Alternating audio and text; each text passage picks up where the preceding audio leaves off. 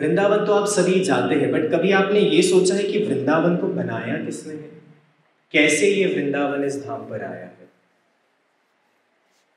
देखिए, आप कहीं भी जाइए, कोई भी स्थल पर चले जाइए, पर जो भाव वृंदावन का है वो भाव आपको कहीं प्राप्त नहीं होगा। क्यों? उसके पीछे का कारण क्या है? क्योंकि जो वृंदावन धाम है वो किसी और ने नहीं बल्कि स्वयं श्रीमती राधा रानी ने बनवाया है।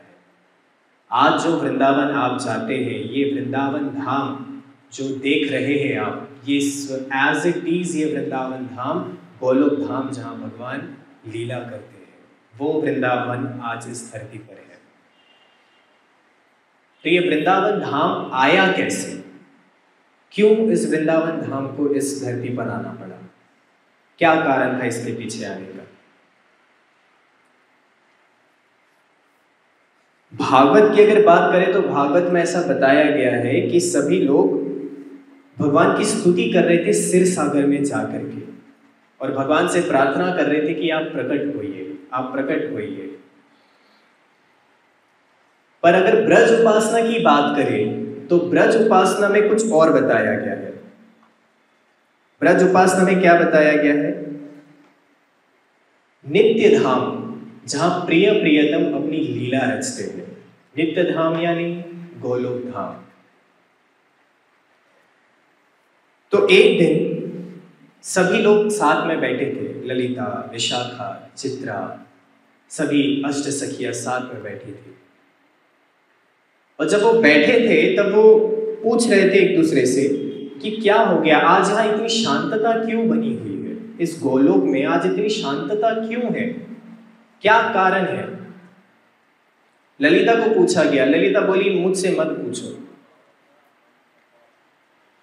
मैं आज उस मूड में नहीं हूं कि मैं आप सबसे कुछ बात कर पाऊं। फिर ललिता जी बोली कि आज आप सबको पता है हुआ क्या है? आज प्रिय प्रियतम एक दूसरे से रूठ गए। क्यों रूठ गए? कारण क्या था रूठने का? कारण ये था कि भगवान कृष्ण ने श्रीमती राधा रानी को बोला कि हे राधे, आप चंद्रमा की जैसे दिख रही हो, आपका स्वरूप चंद्रमा के जैसा है। अब बताइए मुझे, यदि आप किसी को बोलो कि आप चंद्रमा के जैसे दिख रहे हो, चांद जैसा आपका सुंदरता है, तो व्यक्ति खुश होगा कि दुख होगा? बताइए। यदि कोई प्रेम और प्रेमिका साथ में हो, और अगर आप उनकी प्रेमिका को यदि अगर वो बोल रहा है कि आज आप चांद जैसे सुंदर लग रहे हो, तो एक तारीफ जैसी ही हो गई। सारी गोपियां बोल रही थी, अरे अच्छी तो बात कही है, क्या गलत बोला है इसमें? तब ललिता जी ने बताया कि राधा रानी ने कहा कि क्या मेरे में कोई दाग दिख रहा है? मैं इतनी सुंदर हूं, इतनी गुणवान हूं, मेरे में कहीं आपको दाग धब्बे दिखाई दे रहे हैं? ये बात को लेकर के राधा रानी बैठ गई। राधा रानी को यह बिल्कुल कतई पसंद नहीं आया। तब शामा शाम उन्हें मना रहे हैं कि हे राधे, ऐसी बात नहीं है, जो चांद की सुंदरता में तो सुंदरता की बात कर रहा था, पर राधा रानी मान बैठी है। आज गोलोक में मान की लीला चल रही है। तभी वहां पर श्री राधा श्री राधा श्री राधा करके एक सुनाई भी पड़ा।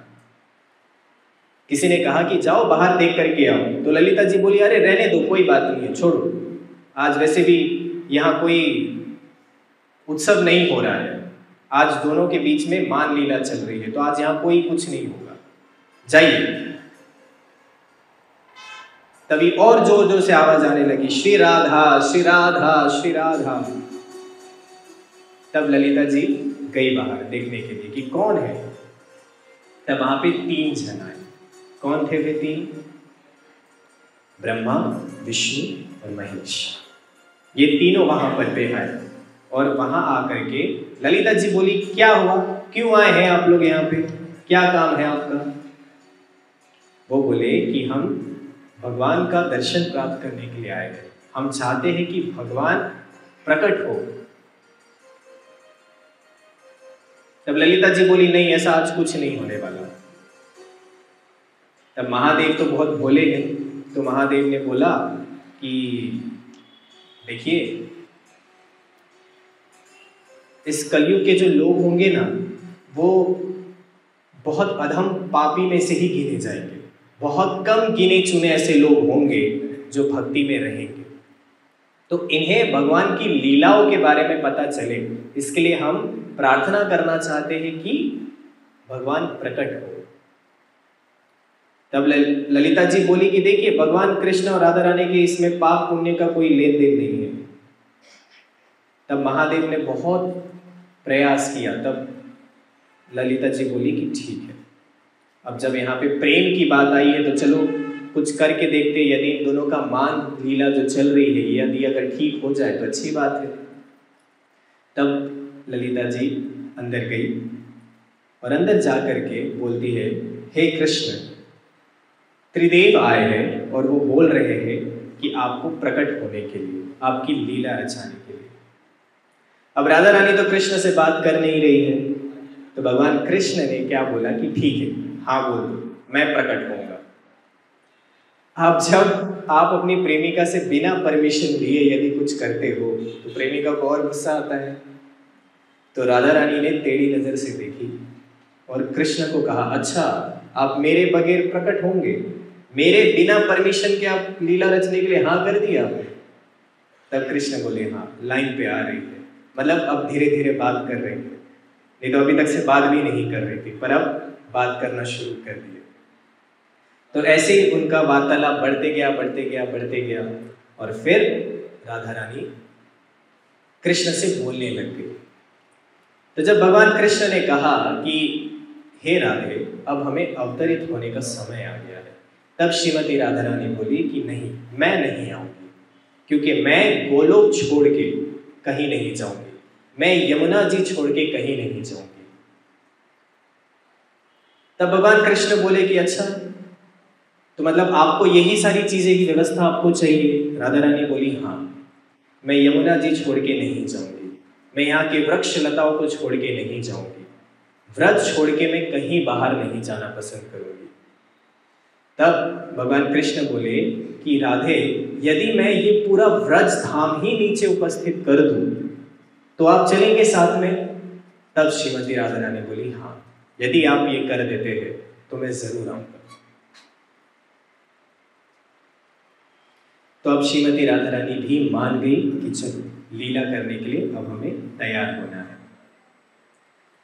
तब जितने भी वहां वृक्ष लताएं थे, वहां मयूर थे, अन्य पक्षी थे, सब एकदम राधा रानी के पास आकर के बोलने लगे कि हे स्वामिनी, अब आप हमें छोड़कर चली जाओगी। तब राधा रानी बोली, नहीं, आप सब भी हमारे साथ ही चलोगे। बहुत खुशी का माहौल हो गया, पूरे गोकुल में एक अलग ही आनंद सा छा गया।